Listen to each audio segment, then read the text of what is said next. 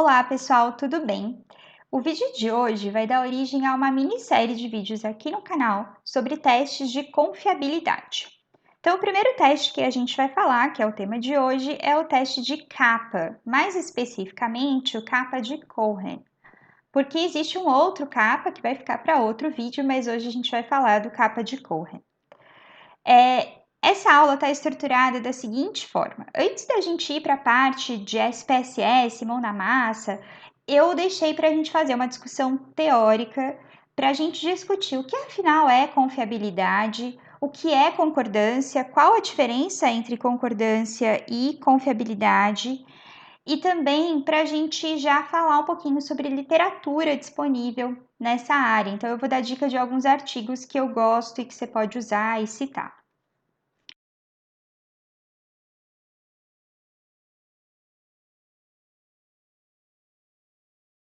Então, o primeiro teste é o mais simples, que é o teste de capa, e o que ele faz é avaliar a confiabilidade ou reprodutibilidade interobservadores ou intraobservador para variáveis categóricas nominais. Então, eu sei que essa frase não faz muito sentido, mas a gente vai então entender o que ele faz pensando num exemplo. Imagina que a gente fez um teste, um exame de imagem, que é a tomografia computadorizada, para diagnosticar esteatose hepática. Você não precisa saber muito bem como a tomografia computadorizada funciona e nem precisa saber o que é esteatose hepática, mas o que você precisa entender é que a gente consegue fazer esse exame de imagem, você está vendo a imagem aí na tela, para diagnosticar essa condição aí que é acúmulo de gordura no fígado.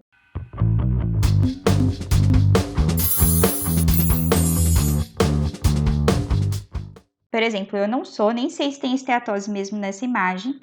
Ele olha essa imagem e dá o laudo, vai diagnosticar a presença ou ausência de esteatose hepática. Então, eu estou aqui imaginando que os diagnósticos possíveis são sim e não, certo? Tem esteatose, não tem esteatose. Então, na verdade, veja que eu estou falando de uma variável categórica nominal. Se eu estou falando de uma variável sim ou não, eu estou falando de uma variável categórica e que não é ordinal, é nominal.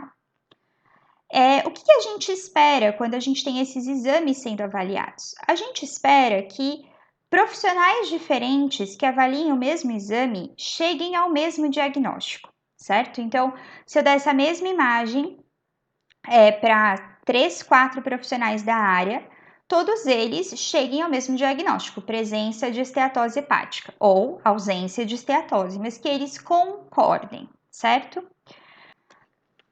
Então, eu dei aqui um exemplo pensando na rotina clínica, né? Então, dá para imaginar isso. Imagina que você faz um exame de imagem, ele vem com o laudo e a gente tem as pessoas que fazem esse laudo. Se tem 5 pessoas trabalhando nesse laboratório, a gente espera que as 5 pessoas dessem o mesmo laudo para a mesma imagem, certo? Então, a gente poderia submeter essas pessoas que trabalham no laboratório a avaliações de concordância para saber se elas de fato estão dando o mesmo diagnóstico para a mesma imagem. Isso é super importante também em estudo clínico. Então, imagina que você tem lá, vou continuar no mesmo exemplo, tá? Você tem lá um exame de imagem que vai ser avaliado no estudo clínico. E nesse estudo clínico inclui 200 pessoas diferentes e por causa disso, não vai ser uma única pessoa que vai analisar as 200 imagens. Essas 200 imagens vão ser analisadas por pessoas diferentes. O que a gente precisa garantir antes do exame, do estudo começar? E essas imagens serem distribuídas para os observadores diferentes. A gente precisa garantir que esses observadores, eles estão concordando, eles estão chegando a uma mesma conclusão quando olham a mesma imagem, tá? Então, a gente está falando aqui de uma concordância interobservadores. Eu quero que observadores diferentes concordem. O CAPA permite que a gente teste isso. E aí, nesse caso, a gente está falando, então, de uma avaliação da confiabilidade interobservador. E no caso do capa de Cohen, isso só vale para até 2 observadores. Então, a gente só vai conseguir comparar 2 observadores diferentes. Ah, mas se eu tiver um estudo, eu tiver 5 observadores, aí você não vai conseguir usar o capa de Cohen, você vai ter que usar um CAPA modificado para incluir mais observadores, que é o CAPA de flies, que vai ficar para uma outra discussão. Então, a gente consegue usar o CAPA para analisar o quanto observadores diferentes estão dando ali o mesmo diagnóstico. A gente também pode usar para analisar essa concordância, confiabilidade intra-observador. O que seria o intra-observador? Se eu pegar a mesma imagem e der para um profissional analisar, aí ele vai dar um laudo. Se eu der essa mesma imagem para ele daqui a 15 dias, sem ele saber, né, que é a mesma imagem, enfim, ele vai dar o mesmo laudo? O que a gente está comparando agora não são observadores diferentes, mas a gente está comparando o observador com ele mesmo. Então, será que um tempo depois, quando ele já tiver esquecido desse exame, ele daria o mesmo laudo? Aí a gente está falando da concordância, confiabilidade intra-observador. Então, aqui eu estou comparando duas avaliações do mesmo observador. O observador está sendo comparado com ele mesmo, é por isso que é intra-observador e o outro é interobservador. Estou reforçando isso porque são termos que as pessoas confundem muito, então é legal ficar bem clara essa diferença. Então, beleza, entendemos o que é o interobservador, que a gente pode usar o CAPA, entendemos o que é o intraobservador, que a gente pode usar o CAPA, e aí a gente pode também pensar numa outra parte dessa frase, que eu falei para você que eu queria explicar direito a diferença entre confiabilidade e concordância. Então, vamos lá. Existe um termo que é o termo concordância e ele é diferente do termo confiabilidade. Confiabilidade, na verdade, pode ser também chamada de reprodutibilidade. Existe uma discussão com relação a qual é a melhor tradução. Então, quando a gente está falando de concordância, a gente está falando de agreement, né? Que se você for procurar isso em inglês, vai ser agreement. E quando a gente está falando de confiabilidade, a gente está falando de reliability. E essa reliability, existe uma discussão aí sobre como traduzir, se a gente traduz como confiabilidade ou como reprodutibilidade. Eu vou falar confiabilidade, mas saiba que existe essa outra opção. Então vamos entender um pouquinho qual é a diferença. Se você for olhar, muitas vezes o CAPA, o teste de CAPA, que é esse que a gente vai estar falando hoje, ele é referido como um teste de concordância, ou ainda as pessoas falam, é um coeficiente agreement kappa. Então, eles estão dizendo aí que é um kappa de concordância. Mas, na verdade, o kappa não é uma medida de concordância, ele é uma medida de confiabilidade. Vamos entender isso um pouco melhor. Então, imagina o seguinte, peguei aqui um pedaço do banco de dados, e aí eu tenho o avaliador 1 e o avaliador 2. E eles foram classificando as imagens como sim, tem esteatose hepática ou não, não tem esteatose hepática. E aí veja que eles concordam na primeira, sim e sim, concordam na segunda, sim e sim, concordam na terceira, os dois classificaram como não. Se você for olhar aí, eles concordam, desses 10, eles concordam em 9. Eles só não concordam em uma situação aqui, que o avaliador 1 detectou que sim, existe esteatose hepática e o avaliador 2 disse que não existe. Se a gente vai pensando em concordância, a gente está preocupado apenas com a porcentagem de situações em que eles concordaram. Então, veja que de 10 exames, eles concordaram em 9. Então, a gente pode dizer que eles têm uma concordância de 9 em 10, ou ainda, né, para ser o mais que é o padrão, a gente pode dizer que eles têm uma concordância de 90%. Então, isso é a concordância. Estou preocupada aí com o quanto eles concordaram, deram de fato ali o mesmo laudo. Qual a diferença disso para medidas de confiabilidade? A medida de confiabilidade, ela vai levar outra coisa em consideração. Então, o CAPA, ele não leva apenas a concordância em consideração. Ele considera também, ele corrige essa medida de concordância para concordância ao acaso, tá? Então, como? Como assim? Imagina que eu peguei e dei para um profissional 10 exames de imagem para ele avaliar se existe esteatose hepática ou não. Aí eu dei para uma criança de 3 anos os exames, fui mostrando e falei, e aí, você acha que tem esteatose hepática, Malu? E aí a criança foi respondendo para mim, sim, não, sim, não. O que vai acontecer no final? Veja bem que eu estou aqui comparando um profissional que sabe avaliar o exame com uma pessoa que está chutando, certo? Ainda assim, eles vão concordar em alguns exames, pelo mero acaso, certo? Então, o que o CAPA faz é corrigir essa concordância pela concordância que seria esperada ao acaso, ok? É meio estranho, porque parece uma coisa muito doida, né? Como assim eles sabem o quanto seria esperado ao acaso? Mas tem uma conta que é bem legal, eu vou sugerir inclusive um vídeo que mostra essa conta acontecendo. Então aí você consegue entender um pouco melhor. A diferença entre concordância e confiabilidade não é uma coisa super clara, é uma coisa meio difícil de entender e você vai ver um monte de gente falando, chamando capa de concordância, você vai achar artigo chamando capa de concordância. Então, sugiro aí a leitura do material desse Jan Kotner. Então, esse aqui é um artigo, que é uma carta ao editor, que é assinada pelo Jan Kotner e o David Striner. E esse chama exatamente a diferença entre reliability, que é a confiabilidade, e agreement. Então, faz toda uma discussão sobre essas diferenças, mas é uma coisa meio chatinha de entender. E eu gosto muito, vocês vão ver que eu vou me basear o tempo todo nesse artigo aqui, em todos os vídeos da série, eu vou me basear nesse artigo que é muito legal, que é um guideline sobre medidas de agreement e reliability, sobre medidas de concordância e confiabilidade, que é desse Jan Kotner também, o primeiro autor é o Jan Kotner e o último autor é o David Striner, os dois da carta anterior.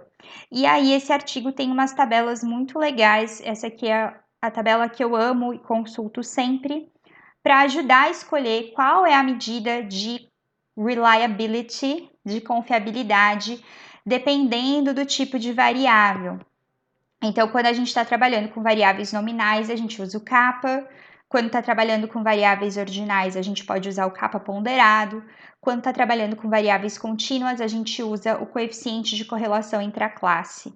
E aí a gente tem também as medidas de agreement, né, que seria as medidas de concordância, ok? Então eu acho esse guideline muito legal para a gente recorrer. Vou deixar todas essas referências na descrição do vídeo. E eu também vou deixar na descrição do vídeo o link para esse vídeo aqui, que é do professor Edson Martinez, da USP, e que ele explica como fazer essa conta do CAPA. Então, fazer uma discussão aí sobre o que é essa conta, né? Que eu falei para você, ele considera concordância, mas ele corrige para o quanto os observadores concordariam ao acaso. Então, fica muito mais claro quando a gente vê a conta acontecendo. Quer dizer, não sei se fica mais claro para todo mundo, mas eu sou uma pessoa que eu gosto de entender a conta ali para fazer mais sentido para mim. Então, vou deixar na descrição também o link para esse vídeo e você assiste. Ele, inclusive, faz aí uma discussão também sobre o capa ponderado, que é assunto nosso para outros momentos. Então, a gente hoje vai aprender a fazer o teste de capa de Cohen no SPSS. A gente vai aprender a calcular a concordância no SPSS e a gente vai depois interpretar e reportar os resultados. Para esse caso, a gente vai usar esse banco que eu chamei de banco capa, que tem os laudos dados a 54 exames de tomografia computadorizada, avaliados por 2 observadores diferentes. Os exames estão classificados como sim ou não para a presença de esteatose hepática e a gente vai agora verificar a concordância e confiabilidade interobservadores. Então veja bem, por que é interobservadores? Porque eu tenho observadores diferentes, né? Então vamos lá para o SPSS. Então, estou aqui no SPSS com meu banco de dados aberto. Veja que eu tenho aqui 2 colunas, uma com avaliador 1, a outra avaliador 2. E aí, então, eu não coloquei aqui uma coluna paciente, mas poderia ter, né? Então, aqui é o paciente 1, os dois avaliaram como sim. Aqui é o paciente 2, os dois avaliaram como sim. O paciente 3, os dois avaliaram como não. Pode ver que eles discordam pouco, mas eles discordam, ó. Então, aqui o paciente 5 houve uma discordância, no paciente 20 houve outra discordância, paciente 16 também. Então, O que a gente quer aqui é calcular esse kappa para analisar a confiabilidade dessa avaliação desses dois observadores. Como a gente faz um teste de kappa? Então é muito simples, a gente vem aqui no analisar, estatísticas descritivas e tabela de referência cruzada. É o mesmo caminho para a gente fazer um teste aqui quadrado. E aí a gente vai colocar um avaliador na linha, o outro avaliador na coluna. Não importa, tá? Tudo bem, tanto faz. Reforçando aqui uma coisa que eu já comentei, esse teste de kappa aqui, que a gente vem pelo tabulações cruzadas e que é o kappa de Cohen, ele só permite a comparação de dois valores, então, ou dois observadores diferentes, ou o mesmo observador em dois momentos diferentes apenas. Se a gente tiver mais de dois observadores ou mais de duas avaliações pelo mesmo observador, a gente vai ter que usar o kappa de Flies, que não é feito por aqui. E, na verdade, a gente tem que instalar uma extensão dele para o SPSS rodar. Então, coloquei. Para pedir o kappa, a única coisa é que a gente vai vir aqui em estatísticas e selecionar o kappa.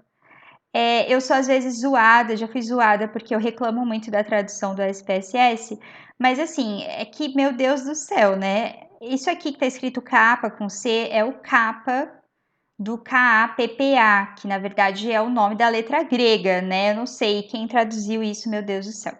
Mas então é clicando aqui que a gente pede o kappa. Aí a gente pode vir em células e pedir aqui o esperado, eu acho legal. E eu vou pedir aqui a porcentagem total. Vou explicar depois o porquê. Podia pedir qualquer outra, tá? Elas vão dar informações, mas eu vou explicar o porquê que eu gosto de pedir a total. E é isso, continuar, ok, pronto. Ele primeiro mostra que quantos casos eram válidos, todos eram válidos, eu tinha, né, a avaliação, todos os 54 exames foram avaliados de fato pelos dois observadores.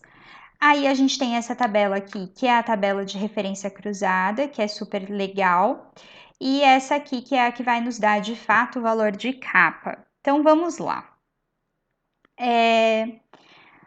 Primeira coisa aqui é que a gente é legal a gente olhar para essa tabela, né, que é a tabela de referência cruzada. Vamos entender. Quando a gente olha aqui essa célula e esta célula aqui, a gente está vendo casos em que os avaliadores concordaram. Por quê? Essa célula corresponde a quando o avaliador 1 colocou sim e o avaliador colocou sim. E essa outra aqui, ó, que é a do 14, corresponde a quando o avaliador 1 colocou não e o avaliador 2 colocou não, certo? As outras duas células vão corresponder às discordâncias, quando o avaliador 1 colocou sim e o 2 colocou não. Então, a gente sabe que em 5 casos, o avaliador colocou sim e o avaliador 2 colocou não.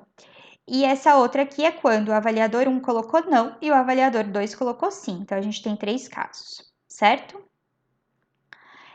Então, uma das coisas que eu já vou te dizer é a seguinte: o SPSS não calcula para você qual é a porcentagem de concordância, o que é péssimo, porque o padrão é realmente reportar essas duas coisas, colocar a concordância e o valor do kappa. Então, quando a gente pede desse jeito que eu pedi para a porcentagem ser dada pela tabela, a gente consegue achar a concordância fazendo a soma. Então, eu posso somar aqui, ó, o 59,3, que é a porcentagem de casos em que eles concordaram no sim, e o 25,9, que é a porcentagem de casos que eles concordaram no não. Por isso que eu pedi a porcentagem pela tabela. Então, se a gente somar, a gente sabe a porcentagem de concordância. Tem uma outra forma de ver essa porcentagem de concordância que eu vou explicar daqui a pouco. Outra coisa interessante nessa tabela é que ele dá aqui uma frequência, né, uma contagem, na verdade, esperada. Seria uma contagem esperada pelo acaso. Então veja o seguinte, ó, o quanto foi observado de concordância aqui foi maior do que o que seria esperado por acaso. Então eles estão concordando mais do que a gente esperaria. Da mesma forma, nessa célula que é uma célula de discordância, eles estão discordando menos, ó, eles discordaram em 5 casos e o esperado pelo acaso aqui seria 13. Então a gente tem de novo uma situação aqui a discordância é menor do que seria esperado pelo acaso. A mesma coisa aqui, ó, que a gente compara 3 com 11.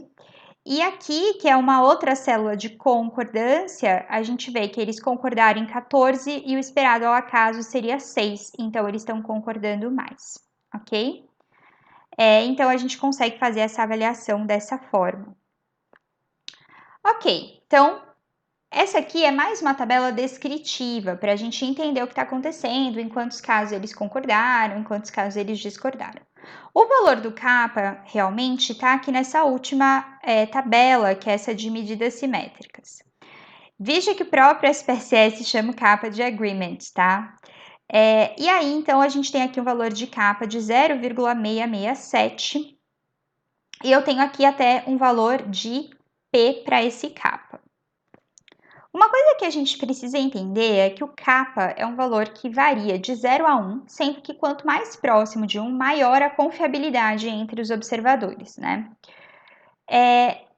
Para esse kappa é calculado um teste de hipótese e, portanto, a gente tem um valor de P. Quais são as hipóteses nula e alternativa por trás desse teste? A hipótese nula é que o kappa é igual a zero e a hipótese alternativa é que o kappa é diferente de zero.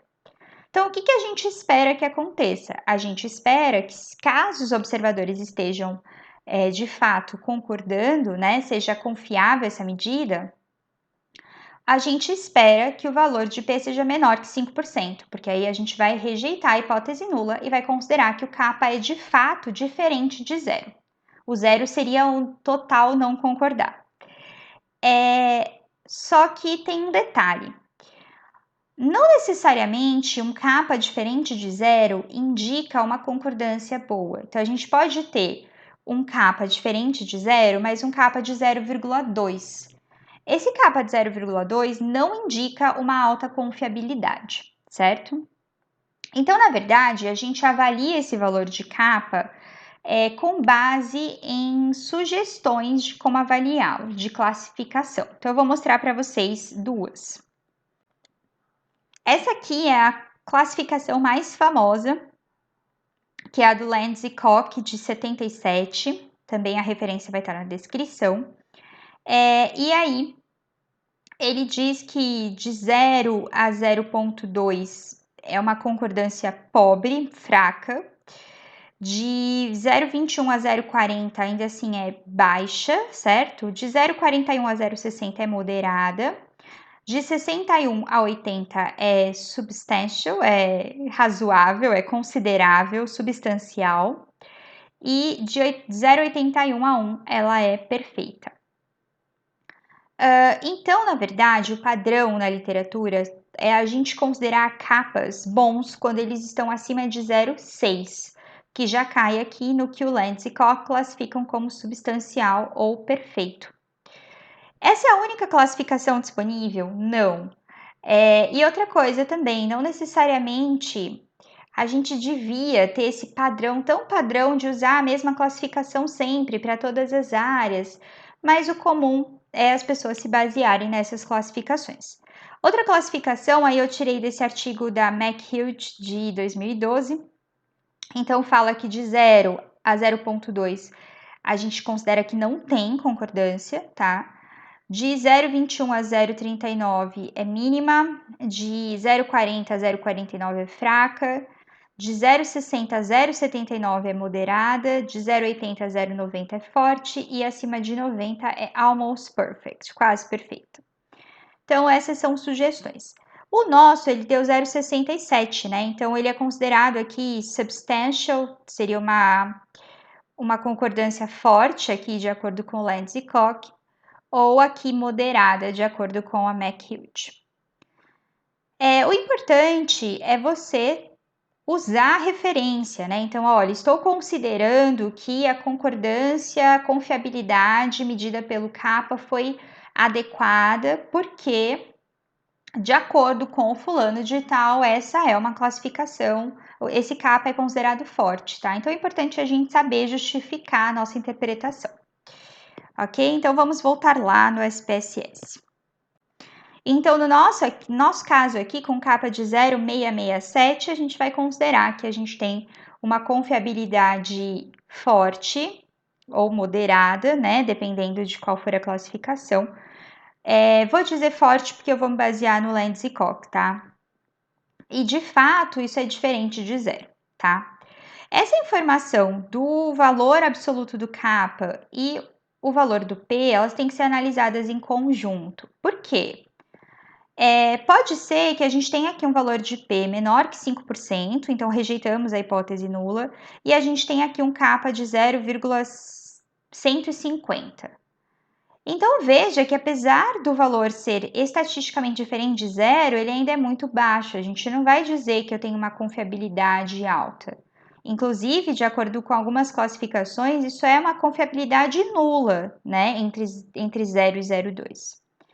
Da mesma forma, também não adianta eu ter um valor super alto aqui, então, por exemplo, ter esse kappa bonito de 0,667 e aqui o valor de P ser maior que 5%, porque ele vai me indicar que esse kappa aqui não é estatisticamente diferente de zero. Então, como é que eu posso dizer que existe uma confiabilidade alta se o kappa não é diferente de zero, certo? Então, a gente vai analisar essas situações, essas duas informações em conjunto. Se você é uma pessoa que faz correlação e está acostumada, é o mesmo raciocínio que a gente faz para correlação. Então, o kappa basicamente vai ser interpretado dessa forma. Eu gostaria só de chamar atenção para duas coisas. Uma delas é que o kappa tem algumas limitações importantes. O kappa ele acaba sendo muito influenciado, por exemplo, pela prevalência da doença. O que eu quero dizer com isso? Se a gente tivesse pegado uma amostra em que todos os exames fossem negativos para esteatose hepática, então ninguém tivesse esteatose hepática, ainda que o observador 1 e o observador 2 concordassem em todos os exames, a gente tivesse uma concordância de 100%, o kappa seria zero ou ele nem conseguiria ser calculado. Então, o kappa é muito influenciado por isso. A gente entende isso melhor quando enxerga a conta dele. Mas essa é uma limitação importante que precisa ser levada em consideração. Então, eu vou colocar na descrição também um artigo que eu gosto super que discute as limitações do kappa e todas as alternativas que têm sido discutidas nesses últimos tempos para exatamente medir confiabilidade sem essas desvantagens, tá? Outra coisa que eu quero reforçar é que eu estou aqui dando um exemplo de um contexto clínico, que é o mais comum, ou então, né, um ensaio clínico, mas a gente consegue usar esse raciocínio, esse tipo de teste de confiabilidade até dentro da área básica. Provavelmente, se você faz experimento aí na área básica, seja avaliando comportamento de animal, seja avaliando viabilidade de células, é bem comum que isso seja analisado por um observador e que não necessariamente todos os animais ou todas as células sejam avaliados pelo mesmo observador. E a gente muitas vezes vai na confiança de que todo mundo teve aquele treinamento e todo mundo está medindo a mesma coisa, mas você poderia muito bem fazer um teste de confiabilidade para garantir que está todo mundo medindo a mesma coisa, tá? Então fica aí a dica. E aí, então, para encerrar, eu falei aqui que a gente consegue fazer a soma, né, para ver a concordância. Mas eu vou também calcular aqui uma concordância usando a calculadora aqui do SPSS para te mostrar um outro jeito de calcular além dessa soma. Então, como que a gente pode fazer? A gente pode vir aqui em transformar e vir em calcular variável. E aí eu vou pegar e vou chamar essa variável de diferença. E eu vou fazer ela ser a subtração entre o avaliador 1 e o avaliador 2. E vou clicar aqui em OK. Então, vamos voltar lá para o banco para a gente ver como é que isso ficou. Então, voltando aqui para o nosso banco de dados, veja que agora eu criei uma coluna chamada diferença e que os valores estão indo de 0 ou menos 1 ou 1. Isso está acontecendo porque quando eu codifiquei o sim como 1 e o não como 2. Então, quando a avaliação foi idêntica, né? Então, ele colocou sim e sim, fica 1 menos 1, a diferença é 0. Quando colocou não e não, fica 2 menos 2, a diferença é 0. Se houver discordâncias, a diferença vai ser menos 1 ou mais 1. Então, a gente consegue, em cima dessa diferença, pedir uma tabela de frequência para saber quantos casos a diferença é zero, ou seja, eles concordaram. Então, a gente vem aqui em analisar estatísticas descritivas e frequências e coloca aqui o diferença. Vou clicar aqui em OK. Então, veja que ele mostrou aqui para mim que tem 9,3% dos casos com menos 1, 5,6% dos casos com 1 e 85,2% dos casos com frequência com 0, né? Então, em que eles concordaram. Então, a gente pode dizer que a gente tem uma concordância de 85,2%, que é exatamente o que a gente veria aqui na soma, né, de 59,9 com 25,9. Não, desculpa, 59,3 com 25,9, ok? Então, para encerrar, a gente vai dizer que o teste de capa mostrou que há uma confiabilidade forte entre os observadores. Entre parênteses, a gente vai colocar assim: capa igual a 0,667, P menor que 0,001. E a gente pode ainda colocar nisso a concordância. Então, a gente pode dizer houve uma concordância de 85,2% entre esses observadores, ok? Então é isso, gente. Eu espero que tenha ficado claro. A gente vai falar dos outros testes e leiam os materiais que estão ali na descrição do vídeo para se aprofundar nessa discussão, ok? Como sempre, fica o pedido, se você curte o conteúdo que eu publico por aqui, por favor, curta os vídeos, comente, engaje, se inscreva no canal. E, além disso, eu publico conteúdo de estatística também lá no Instagram, no @estatísticaaplicada. Então, se você quiser, me segue por lá também. É isso. Até a próxima!